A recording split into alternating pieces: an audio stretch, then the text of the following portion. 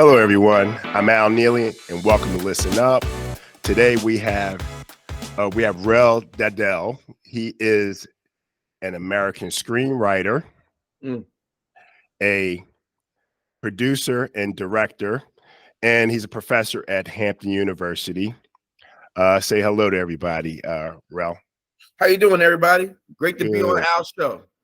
Thank you. So, Rel is a Philadelphian, a fellow Philadelphian. He went to Central High School, is actually my high school's dreaded rival. I played in many Thanksgiving football games against Central High School. Wow. But Central High School is one of the most prestigious schools in the city. You had Central High School, Girls High, and Northeast High, which is where I attended. Those were probably the top schools when I was going to school there. So I don't know what they are now. But anyway, we want to talk about Rel's life. You've produced several, directed and produced. You've written, produced, directed several movies. I just started checking out Train Ride. And one of the things that I thought was interesting, it was based in Philadelphia. Around that, you've worked with the likes of Vin Raines, Keith David, and Lorenz Tate. So tell me, what inspired you, Rel, to want to do this? It's interesting, Al, that you say that, because as you know, you're from Philadelphia. When you grow up as a young person, I was always intrigued with films. My mother took me to a lot of films growing up, and she took me to a lot of diverse films. So it wasn't just African American stuff. We went to go see Reds with Warren Beatty. We went to go see Terms of Endearment. I saw Rocky. I saw, and I saw Alien. I saw all these films. But just that trajectory, when you go in a theater and you see this big, nowadays streaming has kind of killed the ambiance of the theater. But you go into this theater and this curtain opens up and these images are like huge. We had a theater back in Philadelphia called the Sam Eric. It was 70 millimeters. I mean, it was like those images are indelible on a young person. And the more films I watched, the more I became intrigued with it. But when you don't see a lot of your own people on the screen, you don't see a lot of your own ethnicity on the screen, it makes that dream more difficult to be tangible in your mindset, right? So when I saw Cooley High, Michael Schultz's Cooley High. It's a classic.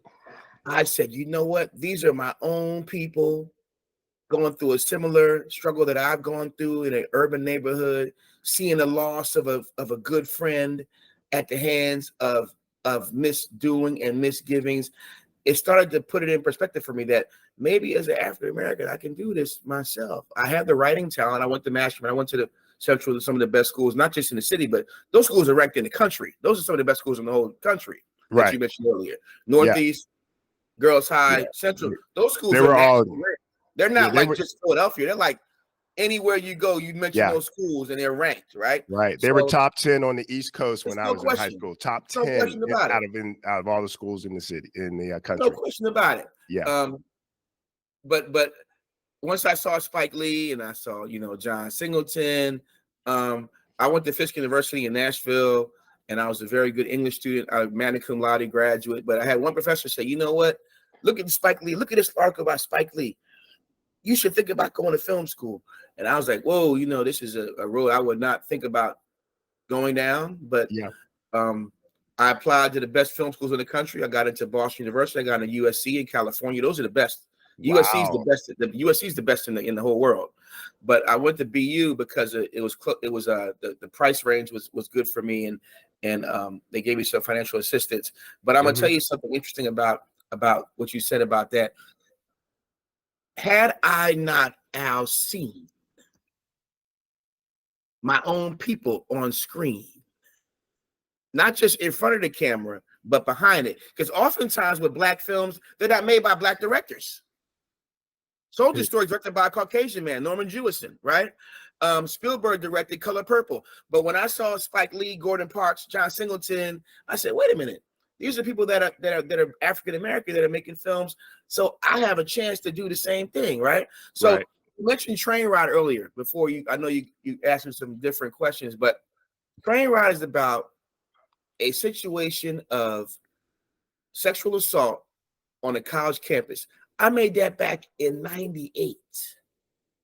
Yeah, that film's prophetic, because look at what's happening now.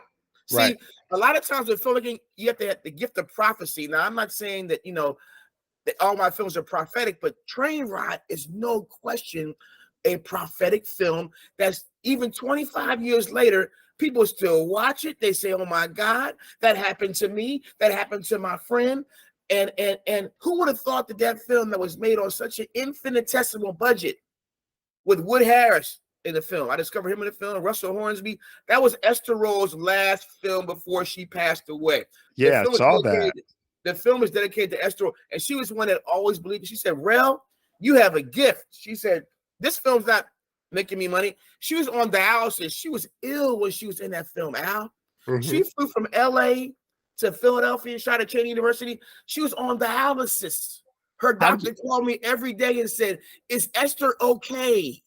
How did you get her to do the film? How did you get her to the cast? Well, I have great reference for, as you see in my trajectory, I have great reference for vintage, for the pioneers of our decorated past in film and television. So I met Esther Rolle when I was in Boston University. She was doing a play called A Raisin in the Sun at the Huntington Theater. So I went to the play. I paid the brother in the back, the usher. I said, "Let me talk to this girl for like 5 minutes." And I went back there and I was talking to her. And after a while, she was like, "Rel, you're very respectful." Because when I talk to somebody, Al, it's about history. So I started talking about Ossie Davis. I talked about Ruby Dee, Sidney Poitier, Madge Sinclair. And the more I talked about these historic, Lou Gossett Jr. is one of my best friends. He just passed. But the more I mentioned these names, she said, "You know what? This young guy knows his film history." Yes. He's not just making a film to make himself well known. This young man knows his history. I'm gonna tell you something between me and you, Al. Well, between you and I and everybody else listening. Yeah, everybody. That's how I talk. If the Golden Globes wanted to get a host that really knew film and could bring the house down with not just cracking jokes, but really making the ceremony reverential, like almost a history lesson, like edutainment. As Karis once said, edutainment, edutain and educate. That's the person that should call me, because film to me it's not a joke to me. You can laugh about it, but our people, Al, as you know, we've been through so much, right, to get our images to go from here, from Step and Fetch It to Sidney Poitier and Denzel Washington and Ruby Dee and everybody in between. That's the kind of person that you need to let the world know that we are three-dimensional people. Right. You see what I'm saying? Oh yeah, definitely. Yeah, I can see what you're passionate about. When you're talking about this, I can see where your passion lies. So of course, I'm from that generation where if someone is talking to me as an elder, that's right, you can gain a lot of knowledge from that person. I am not the kind of person that wants to reinvent the wheel or think I know everything. No. So, but so when you're talking to people like that, Miss Rolle, which I happen to love, she is one of my all-time favorites. I wish she was still with us, but she seems like she's an amazing person, and her background is just where she came from. You're looking at her family now, her grandkids and everyone. I know they played football with the University of Florida and places like that. I just think she created a legacy. But imagine this, Al. What's that? She helped me when she knew she was dying, Al. I know. It's a different person, right? She was diabetic. She was a diabetic, and she was not doing well. But she told her agent, "I'm going to be in this young man's film. We're not even paying me with a couple $1,000. Wow. Flying from LA to Philadelphia, shooting up here at a college university, at Cheney University, first African American higher learning HBCU. institution. Yeah. See what I'm saying? Yeah. And her health was in my hands, and we took great care of her. We ushered her around like a queen. Right. We treated her like the queen that she was. So her last film experience was around people that knew how great she was. Yeah, royalty there. Yeah. One of the things you talked about, you were talking about Black films.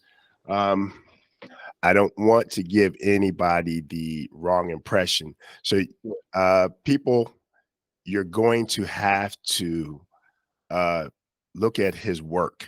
Okay. Yeah. Although his work is an urban setting, his work, it talks about controversial social issues. You can see that in his work.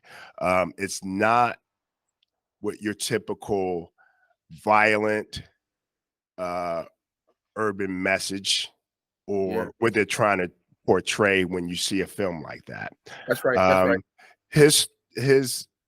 He's a master at storytelling, social issues, and you could just see it in his work. So you got to check this out. And like he said, Train Ride.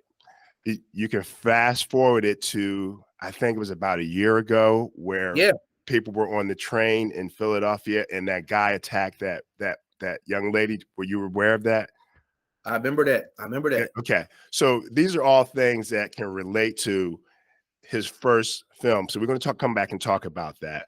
But tell me the state of, because I really think there's some garbage out there. I think we got to get away from the portrayal of the only thing that comes out of that community is hoodlums, thugs, violence. There's lessons there. There's people there that have poured into that society. That's right.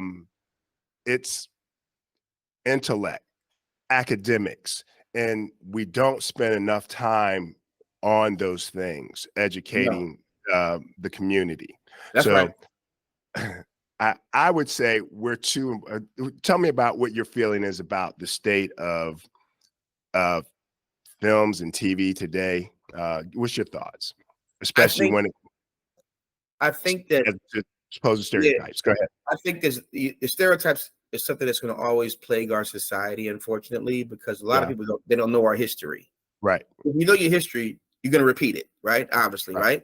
But if people knew how hard it was for Oscar Micheaux and others and Spencer Williams and others to get these films on screen, right, they would have more reverence for getting your stuff out there and not be so caught up in just putting out the next stereotypical fare, right? Which doesn't help any of us, right? Yeah, especially with Black men. Especially Black men, we have to do better with the presentation of our people. However, I look at it like this too, Al.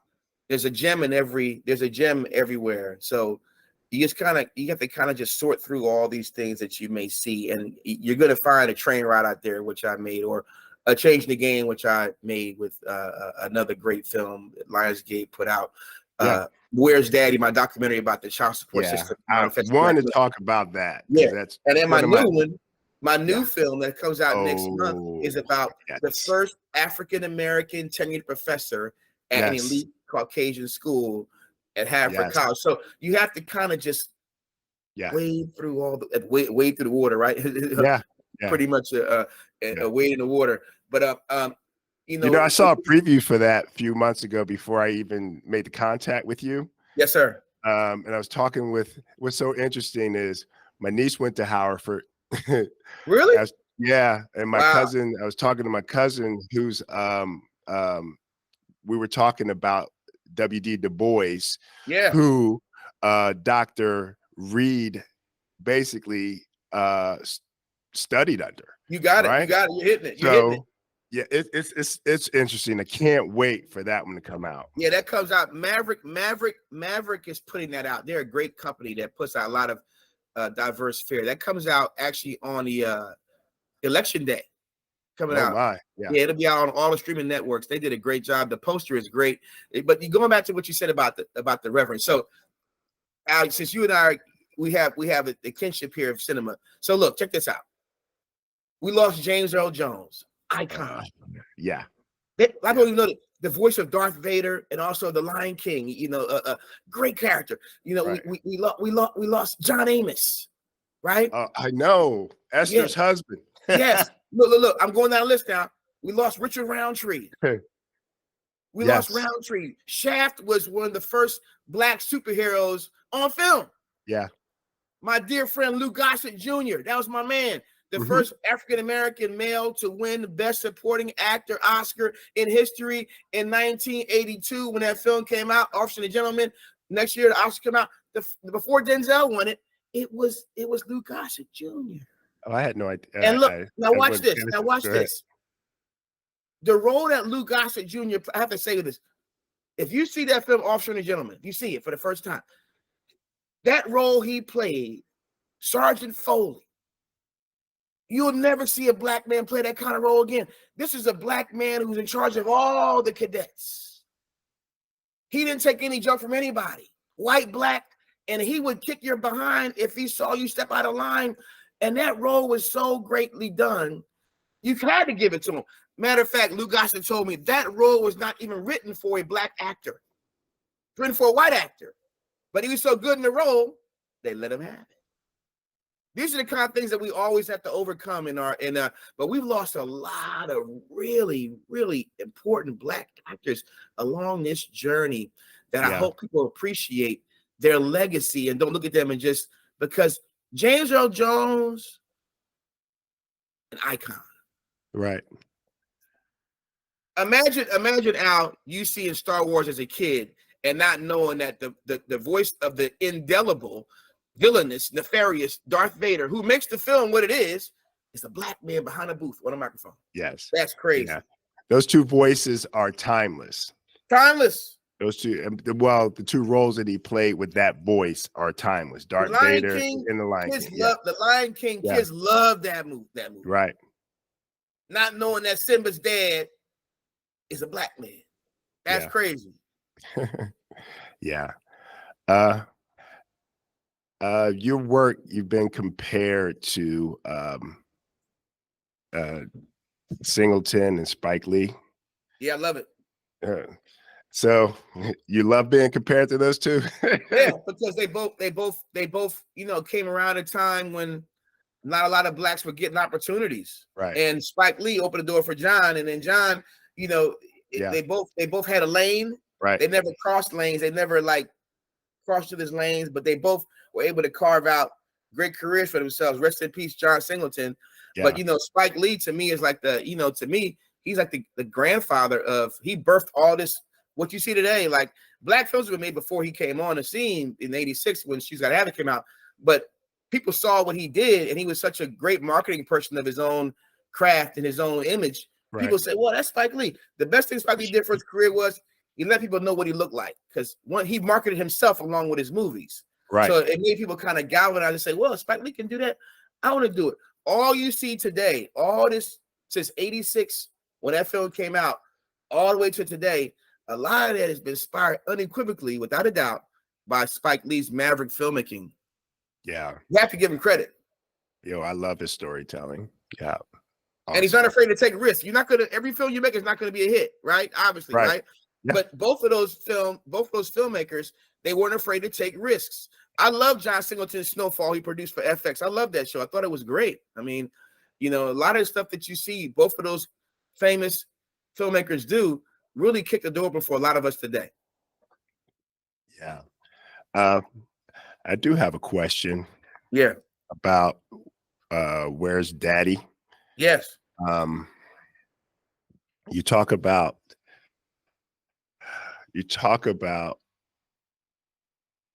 the challenges that Black men deal with in the social system with child support. Right on. Yeah. So what inspired you to do that one? And what did you find out about it? Let's talk about that. What issues? That film was another one about stereotypes, because I used to always watch, what's that God forsaken the way they made Black men look. The Maury Povich show would always have like these images, the Black man, you are not the father. and the black man's running around and he's all happy. He's not the father, and him and the mother have this virulent. They fight with each other, call each other names. All that stuff feeds into very destructive stereotypes of people. Yeah, very much so.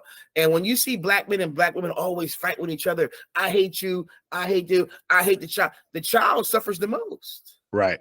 Yeah. All right. Right. We have a dad. Look, I grew up with a dad.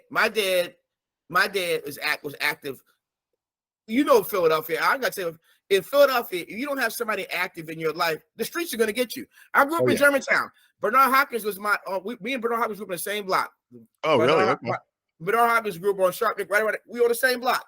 So you got to understand, like in the black community, if you don't have some type of father figure, someone to take you under their wing as a black man and say, don't do this, do that.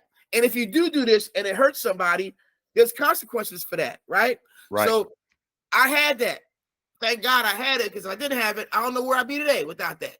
Fathers, uncles, grandfathers, surrogate fathers, all those people help the young black man emerge into something that he can be proud of one day, and the community can be proud of, not just himself, but those who care about it can also be proud of what he accomplishes well.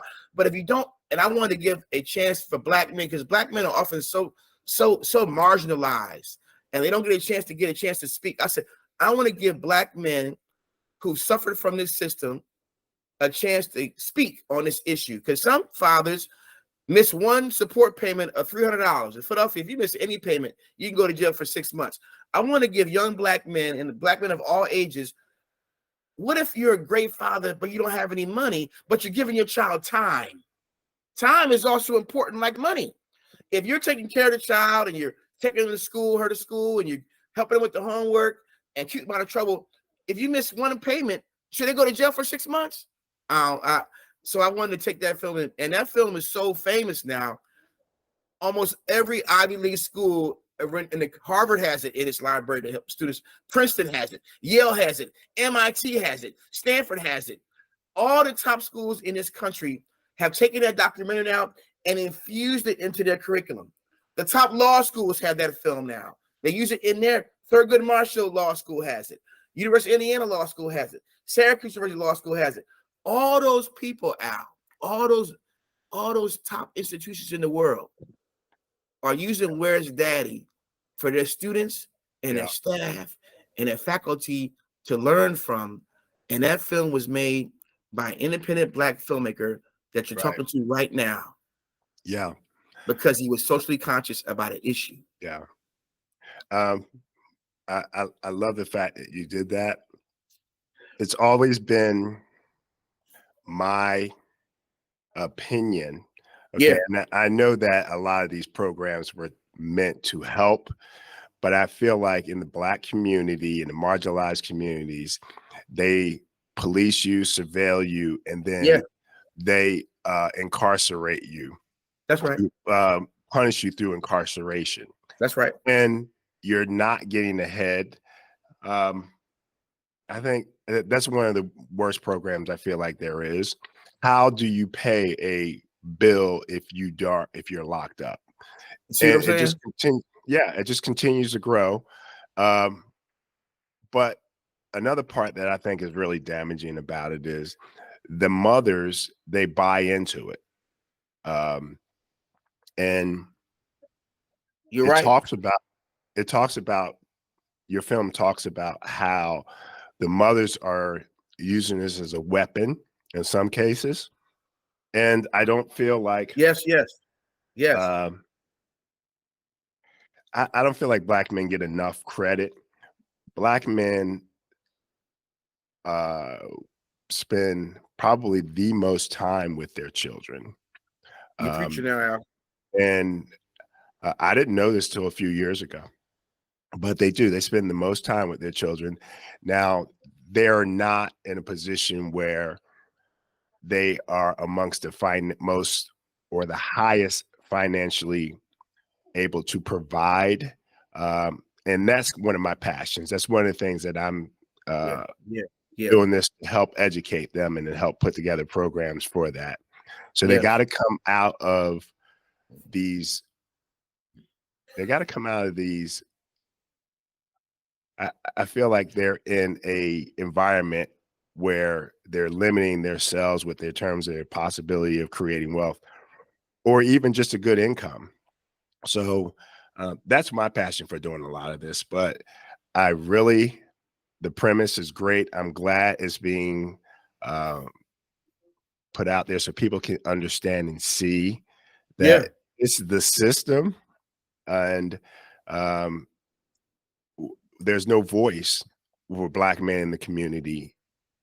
Black men are good fathers. The ones that stay, we know, because we had that support system, and it Yeah. wasn't just my dad. It was my uncles. That's It was exactly my right. older brothers. It was my best friend's dad, and That's just so exactly many right. different things. And if you get, you get a good person on your block back then, they would spend time and they would help you grow and defend you. So Yeah. Yeah. I don't Yeah. know. I don't know what your relationship was like with Bernard, but I can tell you that he probably uh, he was an inspiration for a lot of people in the neighborhood. Yeah, that's my Yeah, man. I yeah, mean, yeah, that's yeah, my man. yeah, Definitely. I see him all, yeah. I mean, we see him all the time, man. I mean, either we saw me in the restaurant, I mean, we from the yeah, same block, yeah. And, Now I've had a lot of stories where he's very easy to talk to. but Yeah, that film, Where's Daddy, yeah. has 100% Rotten Tomatoes critic score. You go to that film right now, Rotten Tomatoes, it has 100%. Meaning every critic that saw that movie thought it was noteworthy. So it's very Right. rare for an African American film of any level to have 100% Rotten Tomato score. But I'm proud of that as well. All right. What's a Rotten Tomato Yeah, score? right. That's like Rotten Tomatoes. It's like the top critics website. Like if you go Oh, to, okay. yeah, Gotcha. it's a website that it's like the top one. If you want to know if a film is good or bad by critics, you go to RottenTomatoes.com, type in the movie Black Panther, whatever you want to see, and it'll tell you the consensus rating of the critics that saw it and the audiences that what their view as well, right? Right. So, but I know Where's Daddy has 100% and 100% on both sides, which is really cool to see. Interesting. Interesting. Um, one of the things I want to talk with you about. We're both from the Northeast. We both grew up in the cities. We're living here now, and there's some awareness here, but it's definitely different being in the South. And Virginia is a little more progressive than going further. Let's put it like this: in the deeper South. You were in Tennessee, right? So, Yeah. what was that like? Tell me about the environment in Tennessee. Fisk is it's a large campus. No, It's not. Oh, no, okay. this was a very small private institution. Oh, okay. So Yeah. I can imagine what that was like.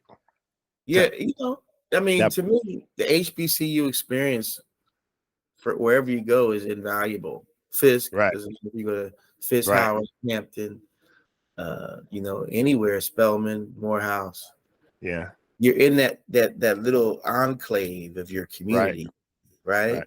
And Uh-huh. you learn so much about your people.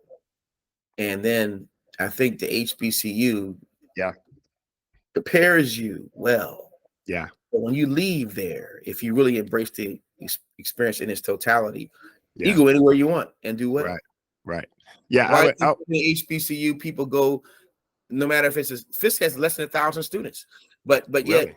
Du Bois went there. Yeah, John Lewis went there. Nikki Giovanni went there.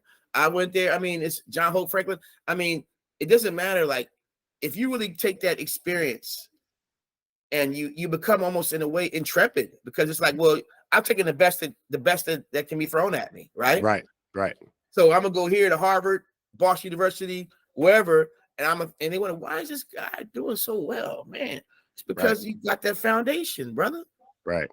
Where'd you go to Yeah. school, Al? I know you went to Harvard, right? I went to Norfolk State University, You know what I'm NSU. saying?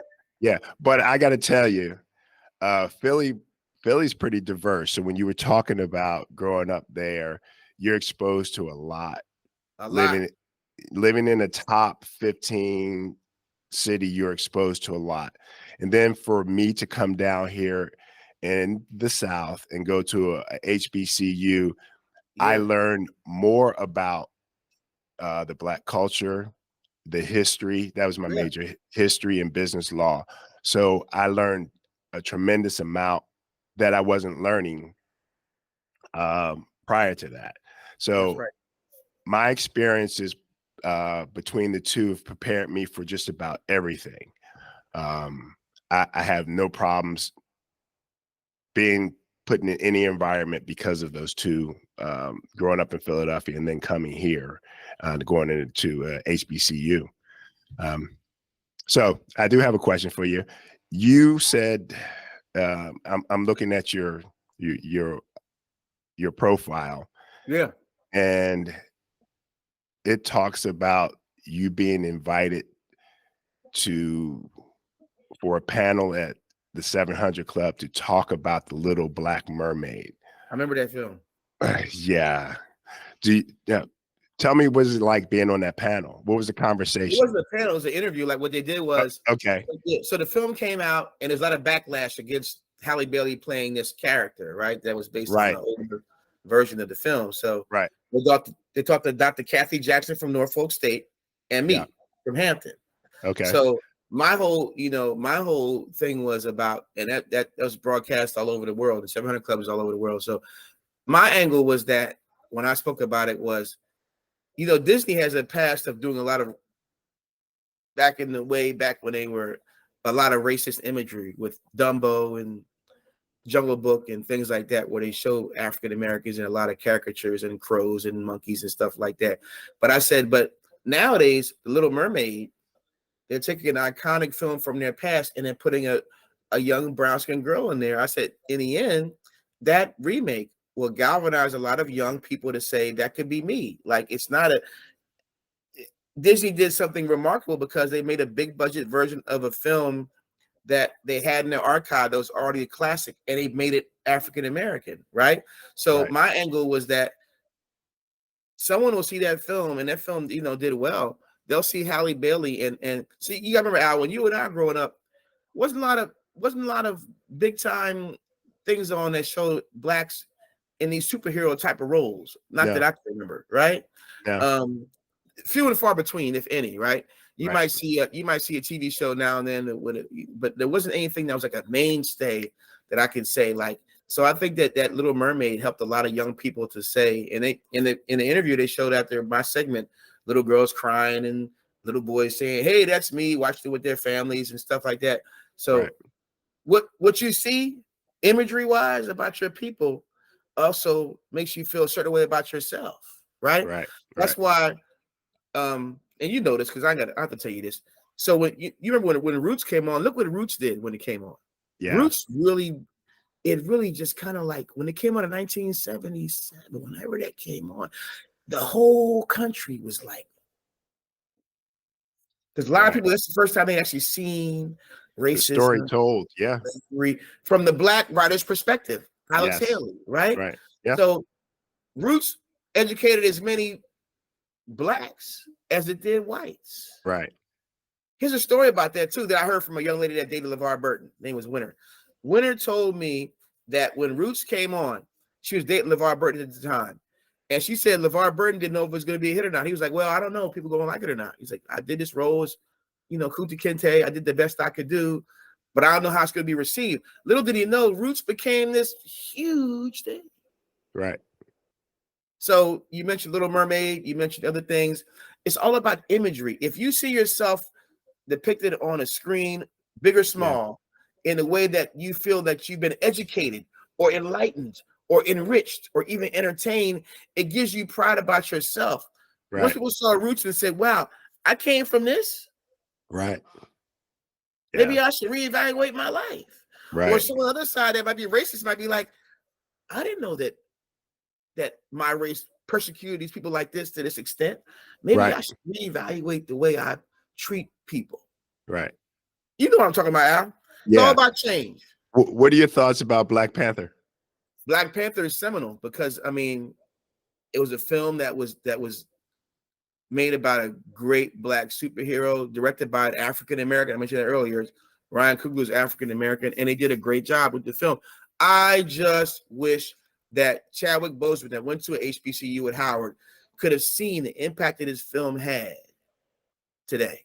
You don't think he? Well, the sequel was made too. Remember, Wakanda Forever was after that, right? Right. But I mean, he was sick. From what I understand, he was ill when he made Black Panther. He already had cancer when he was in making that film, so he was already dealing with health challenges and whatever else. So he couldn't fully encapsulate what was. Imagine you going to make this film out, you got to go to cancer treatment. Right. You can't get the whole gamut of your impact in this film because you're dealing with a big film. You're dealing with life and death, right? Right. So had he seen how rich the legacy was of Black Panther, he probably would be like really proud because, you know, Chadwick Boseman was a lot of times like Denzel Washington. All the roles that he played were very positive. He played James Brown. He played Jackie Robinson. He played Thurgood Marshall. Yeah. Played Thurgood Marshall. He's in Ma Rainey's Black Bottom. So I mean, every role that he played progressed the race, especially the Black African American male. Right. If that makes sense or not. Oh yeah. And that's what I think we need to see. The Black Panther, it embraced people from all backgrounds, cultures, and races embrace that movie. Yes. So, you know, we were walking around with superheroes that were white when we were little, but you had little white kids walking around with Black Panther as their superhero. And I love the movie, and I think it did a lot. I am so sad that Chadwick is not with us. I believe he's fantastic. Yeah. But his portrayal and his work is just definitely an inspiration. It's positive. You know, it wasn't a bunch of thugs and hooligans, things like that. And since Black Panther didn't like the gentleman, T'Challa was the king of this rich country that was Black. Right. It wasn't like a disenfranchised place that was impoverished and struggling. This was a wealthy place. Right. That had resources. Yeah. And that made it even more impactful. Right. Yeah. So talk about what's on the horizon for you. What do you have coming up? Like I said, this new documentary comes out next month, November 5th. You know, Dr. I. Reed, the first tenured African-American professor at an elite Caucasian institution of higher learning at Haverford College. And anybody knows Philadelphia, Haverford College is very elite. That is a very highly selective school. Right. It's like Harvard. It's on the main line, right next to where Kobe Bryant went to high school, Lower Merion. So you go to Philadelphia and you mentioned Haverford. Haverford College is extremely elite institution. Right. So that's the precursor to the Ivy League school. You go there and then you go there, you're rolling. I mean, it's the bottom line. But Dr. Reed was, you know, he was there as the only Black professor that was there during his time. And he survived, became chairman of the sociology department. He was mentored by Du Bois, as you said earlier, but he also was a professor of Dr. King when he taught at Morehouse.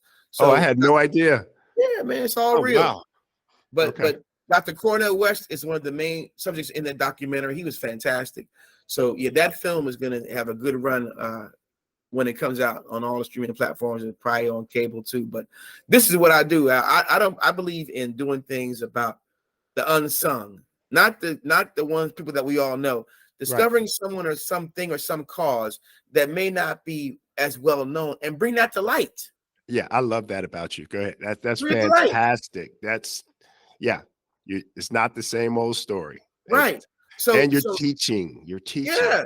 Dr. Reed is known, as someone said in the film, as the Jackie Robinson of his profession. He was the first to go in there and break this barrier. Had he failed, others behind him couldn't have made it through. Yeah. Imagine yourself, Al. Imagine you being now you know Haverford College, you know the area. Imagine you being the only Black professor in the whole school. Black man. Yeah.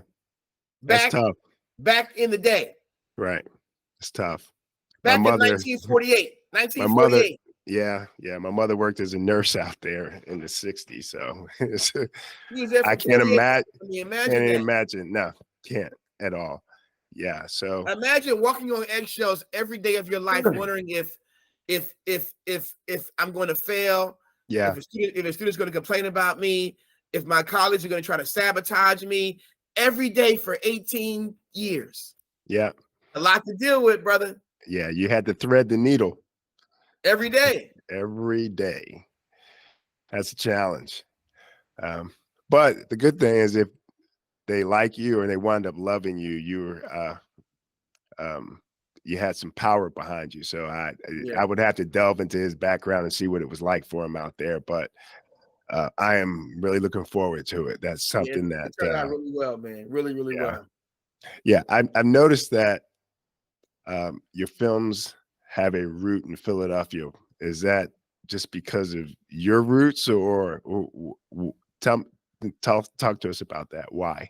I think it just kind of worked out that way. Like, where's Daddy? I just started talking to fathers, and I was like, I don't have to leave Philadelphia. I can talk to fathers right here in the Philadelphia area. It's enough here. Dr. Reed came to me because Haverford College saw Where's Daddy, and they oh, awesome. Yeah, they recruited me, one of the alumni members, Reverend Stephen Washburn, and they raised money for the film. But it's interesting that you mentioned that when you have an allegiance to films made in your own hometown. Never really thought about it like that. But anywhere you go in this country, you can find something about someone interesting. Yeah. Who's not getting the credit they deserved. Right. And they just waiting for somebody to say, tell my story. Yeah. Right. Mm-hmm. Absolutely. And then what you as a filmmaker needs to do is make sure that you tell that person's story as comprehensively and responsibly as you can. Yeah. It's not easy to do, but you got to be a researcher. You have to be a thoroughbred even of your craft, because documentary filmmaking is harder than feature, because documentary, there's no script. With a feature, I can write the lines down and the actor says the lines. Documentary, though, you can't, it has to be done in a way where it's pure. You talk to your subject, they give you the answers, and you have to make it the way you make it, but it's not as regimented. It's a lot of research, huh? If it's not research, you'll tell right away if it's not well researched, right? Obviously. Yeah. Mm-hmm. But there's a film back in the day that was made by Gordon Parks. It's the first studio film that African American ever did with MGM. It was called The Learning Tree. You ever see that one? No, but I'm going to check it out. The Learning Tree was Gordon Parks' first film that he made with a studio. And it's a coming of age film about an African American young man who goes through these tribulations with his own Black family. And but it's those like Gordon Parks and that are unsung to our community. Everybody knows some of the other big names that we had, but people may not know the other ones that right. helped kick the door in, right? Yeah. I was friends with a Black filmmaker named Jamal Fanaka, who made a great film called Penitentiary. And Penitentiary came out in 1979. He went to UCLA. But the film is done like if you watch that film, Penitentiary, it's done. Me and him were close friends. He's part of what's called the LA Film Rebellion. It was him, Julie Dash, Charles Burnett. They all went to the same UCLA, and they all made these socially conscious films. The Penitentiary is about a young man who gets wrongly framed. Now watch this now, Al. Wrongly framed for murder that he did not commit. He goes to this penitentiary with all these insane criminals. Yeah. And every day he's fighting for his life. How many people do you think today, think about it, Al, Black men that are in jail, something they did not do? Yeah. Not something that they did now. I'm not talking about the guilty people. I'm talking about someone who got a bad deal with a lawyer or a plea bargain or a public defender, and they're in a penitentiary now.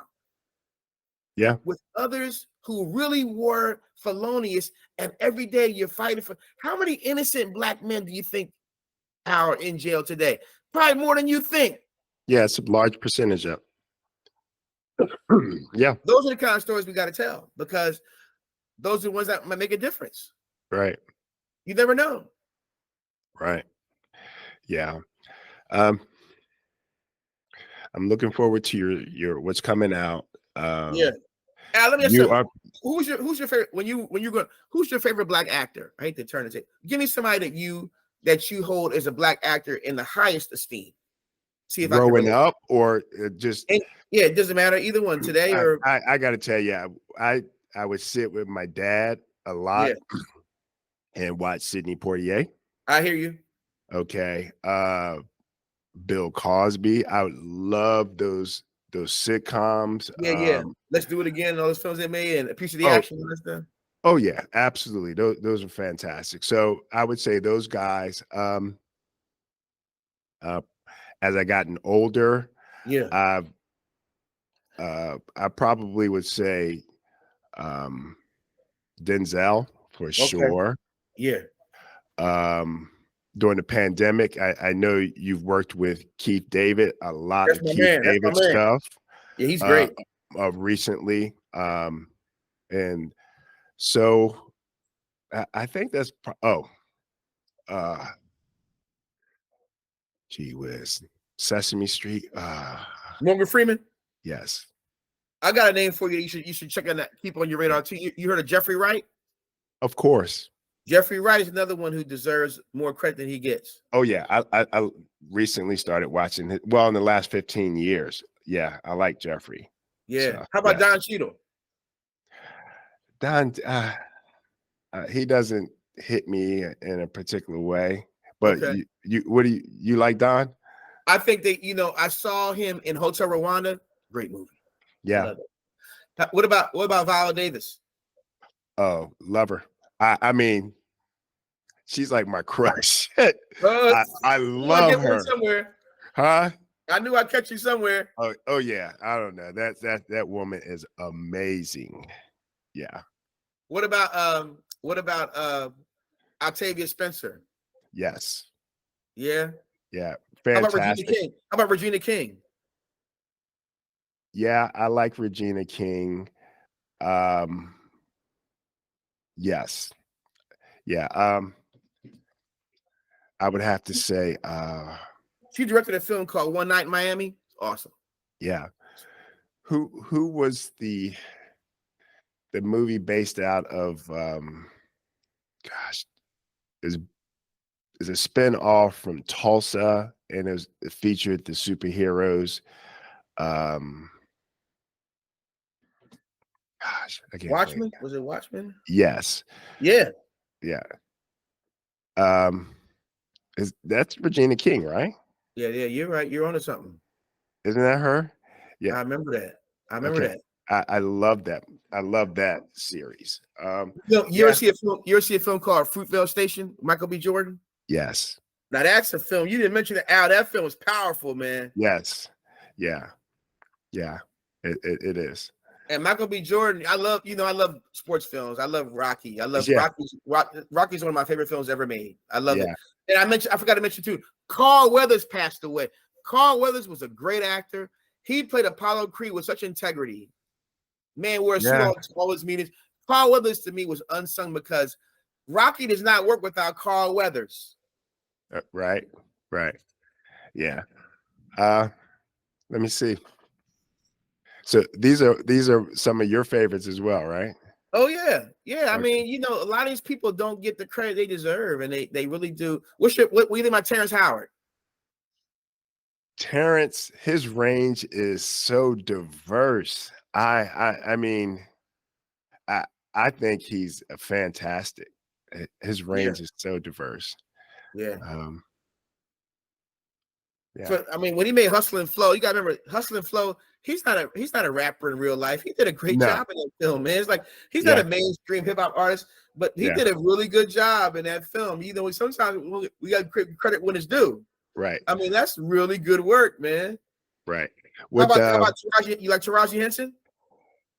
she's grown on me. Okay.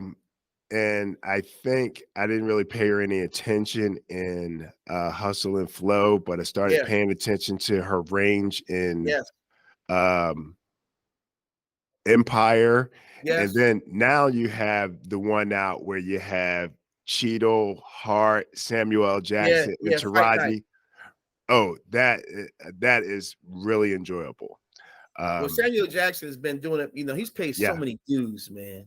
Yes. Speaking of that, I'm gonna tell you something else that'd be interesting to look out for. There's been a lot of flack nowadays in a discussion about a lot of the black actors nowadays that are getting the big roles are British. like Letitia Wright, even Black Panther, David Oyelowo that was in Selma. Yeah, he played the Dr. King in Selma. Idris Elba, Damson Idris that was in Snowfall. Yeah, you know, but there's a lot the young lady that was in the Harriet, Cynthia Erivo, and I look at it like this: it's like wherever the tension is between, well, why they getting these roles and we not getting them. The bottom line is this: the best person, you know, you got it. I think it should be more harmony within the race. Like, as long as you see yourself on the screen and it's positive and uplifting, be happy for the cause. Yeah. Competition is good. I think that's a problem. I think it's a problem coming over now. They're getting big roles. The brother that was in Get Out, you know, Daniel Kaluuya. Yes, and he played in Black Panther. His role in Black Panther his supporting role was amazing. Yeah. He got an Oscar he won an Oscar for Judas and the Black Messiah. Right. Yeah. I love the African girl in Black Panther. She's Letitia Wright. I mentioned her. Letitia Wright. No. Or is it you talking about Lupita? Yes. Yeah. Lupita's great. Oh, she's amazing. Yeah. So. Wow, you're the man. I appreciate rapping with you, brother. Yes. We're gonna have to have you come back. If not, I got to come over there, take you out to lunch. Man. You're right in the middle of things right now, aren't you? So, well, no, you know, we before Thanksgiving. Before Thanksgiving. You know, before you go, I'm gonna tell you a quick story, man. And I hope your listeners check this out, because if just a little bit of Black film trivia. So this was years ago in '92, when I saw Malcolm X. Now people are gonna say, what the heck are you talking about? But when I want to see Malcolm X at a theater to go support the film, I went to the box office and they gave me a ticket for Home Alone 2. And I said, why am I getting a ticket for Home Alone 2 when I want to see Malcolm X? My advice to people is, because box office is always so important to films, when you go to a movie to support an African-American film, check your ticket stub to make sure that your money is going to the film that you want to support. Because a lot of times, with Black films, if it doesn't make the money, opportunities will dry up like a prune. They'll go away. It's all about the revenue. Is that by design? Spike Lee said it was an inside job. You look at Spike Lee. Spike Lee made a comment about the sensation that was happening there. Spike Lee was like, look, is this an inside job or what? He was affected by it the most because Malcolm X was getting tickets all over the place that were not for his film. Okay. I know we both need to go, but I need your opinion on one thing before you get off. Bamboozle. I love that movie. You do? It's a history lesson. It's history. It's something that I think every Black person should see. It's not a film that was made to make money. It's a film, I think, to educate people. Yes. Damon Wayans, Jada Pinkett was in that. Savion Glover. Yeah. Mos Def was in that film. Charlie Baltimore. Yeah, that film had a lot of resonance in it. A lot of resonance. And the last sequence of it, when they show all those stereotypes that were damaging to our people. Yes. They're like, whoa, my God. Is this for real? Yeah. Yeah, brother. Yeah. All right. So I will touch bases with you later. All right, Al. That concludes today's episode of Listen Up. We'll see you next time on Listen Up. Support Al's show. Yes. All right. Bye. All right, brother.